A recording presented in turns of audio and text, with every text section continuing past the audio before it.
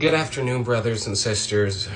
I wanted to record this video specifically for us to talk about an issue that's very widespread within the Christian community, within our community, that has a lot that it's dealing with, especially between brothers and sisters, and how we treat one another, and how we try so hard to be as Christ-like as possible. And I wrote, really, it's almost like a letter that I wanted to read out loud to all of you. I want to say right off the bat that there are going to be individuals who are offended by this. There's going to be individuals who feel personally attacked. And if that is the case, I want to say yes, I meant it. I meant every word I'm about to tell you. And that is the goal, or one of the goals was to call you out. One of the goals was to hold you accountable and responsible for the way you are treating brothers and sisters who are struggling mentally. And so I do hope and I do pray that you feel called out, that you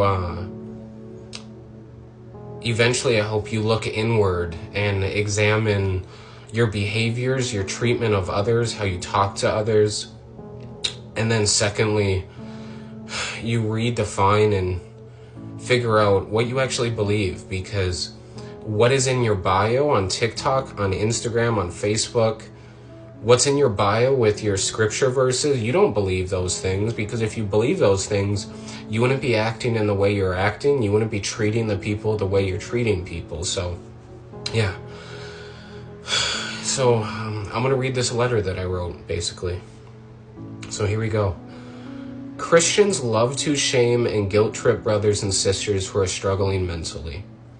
Let's talk about something raw, something too many Christians want to sweep under the rug with a smile and a coffee cup full of judgment. Mental health in the church. I've seen firsthand how many Christians love to shame and guilt trip brothers and sisters who are struggling mentally, and they do it in multiple ways. First, they weaponize scripture like it's some kind of holy grenade.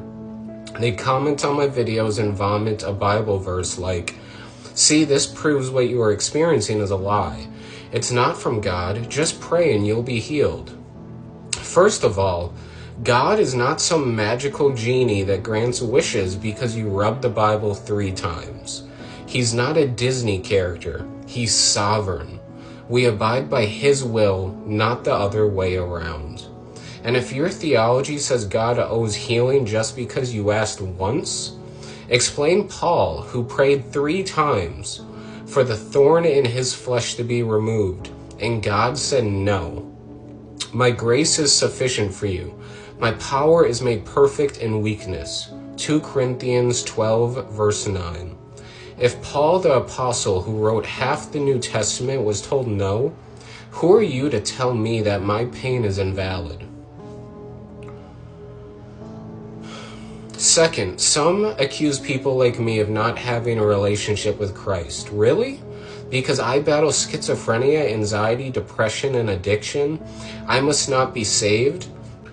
Then I guess Job was an atheist, right? Because he cursed the day he was born. Or maybe Elijah wasn't filled with the Spirit when he asked God to kill him under that tree. And Jeremiah, the weeping prophet who cried out in pain and despair, yeah, I guess you skipped that book too. Third, and this one cuts deep, some Christians straight up tell people with mental illness that it's not real. It's just temporary. Your feelings aren't valid. You shouldn't feel like that if you trust God. Are you serious? I'm schizophrenic. I hear voices. I see things. I've struggled with addiction, self-harm, depression, and suicidal thoughts. I've screamed at demons no one else sees and cried to Jesus at 3 a.m. with blood on my hands. And I still love Him. I still pray. I still believe. But you know what I don't believe? That guilt, shame, and spiritual superiority are fruits of the Spirit. And yet so many church people carry those in baskets on Sunday. This is why so many of our brothers and sisters are afraid to go to church, afraid to join a Bible study, afraid to be real, because they know that honesty will be met with judgment, not grace. And too many Christians are more interested in correcting someone than carrying them. My testimony makes people uncomfortable? Good. It should. Because Jesus didn't come for the righteous.